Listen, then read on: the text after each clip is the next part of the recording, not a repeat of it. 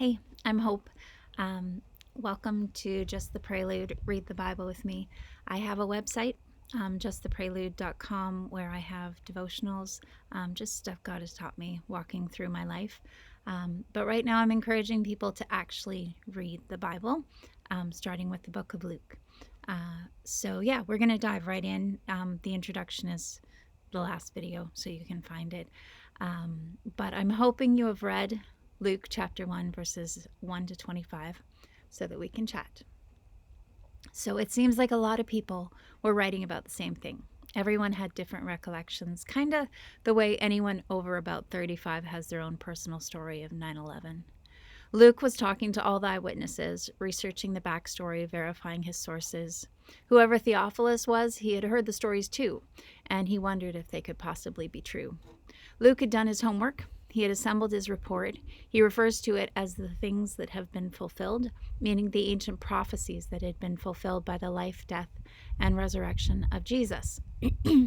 His research had convinced him. In fact, Luke would dedicate his life to helping those who would eventually spread the report across the known world.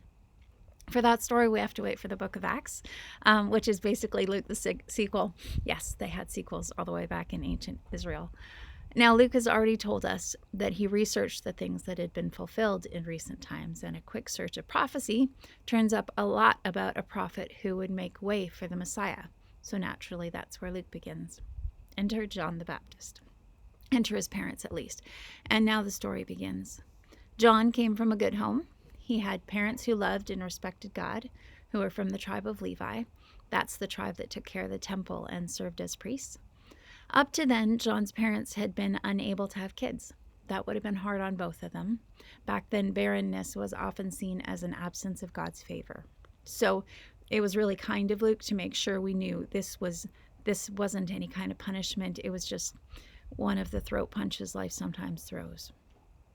Zechariah was chosen by lot for the assignment he was given that day. It was a bit like drawing straws, except they asked God to direct the outcome and they used special stones. This was a divine appointment. It was a special moment. People were gathered outside praying. He was the only one who was allowed to go in to offer incense on the special altar that was made just for that purpose. The smoke of incense in the temple has always represented prayer. I love the idea that prayer is the fragrance of heaven. Think about that next time you're talking to God. If you look at the recipe for incense that's written down in the book of Leviticus, it's exotic and it's not cheap to make, and they used a lot of it. God has this extravagant side, and it often shows up in worship. There is no such thing as appreciating God too much, which is more than fair.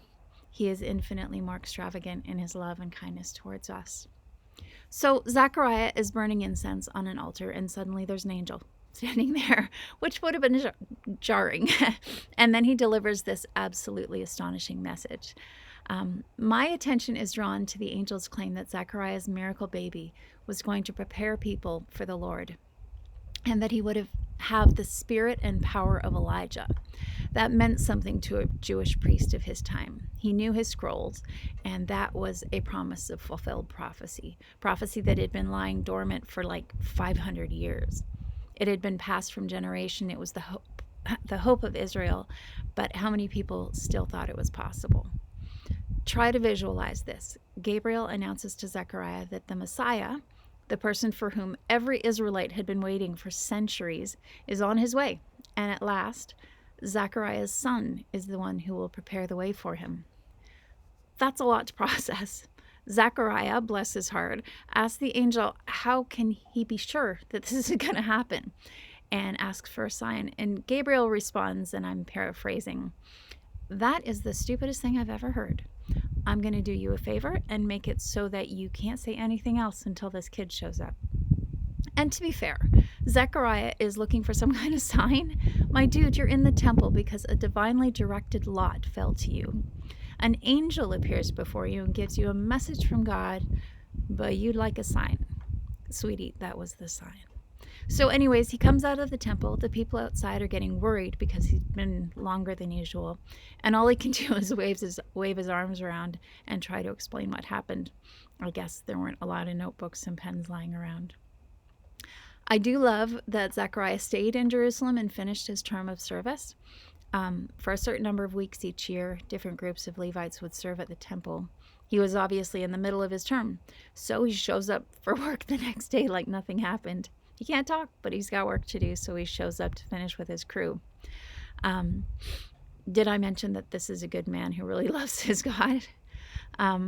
But then he goes home. Elizabeth gets pregnant, which is such a gift from God. It's a fresh start for her. It's vindication from all the gossips who would have been speculating as to what she did to deserve being barren. Judgy, self-righteous people are not an exclusively 21st century phenomenon, apparently, which is comforting because the same God who stood up for Elizabeth can handle the people who want to judge me, who don't know my story. So that's my takeaway. Luke 1:1-25.